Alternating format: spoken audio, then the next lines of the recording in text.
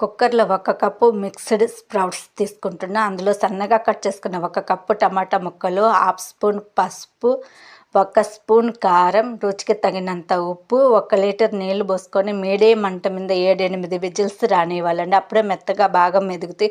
ఈ mixed sprouts curry rice, రోటీ, చపాతీ దేంట్లోకైనా బాగుంటుందండి. ఇది high protein curry. Weight loss వాళ్ళకి కూడా ఇది బాగా తినొచ్చు. చాలా హెల్తీ కర్రీ అండి. విజిల్స్ రానొచ్చినాక మెత్తగా ఒకసారి పప్పు గుత్తితోటి లైట్గా స్మాష్ చేసుకోవాలి. మీరు కావాలంటే మెత్తగా రుబ్బుకోవచ్చు, లేదంటే అలా గింజలుగా ఉంచుకోవచ్చు.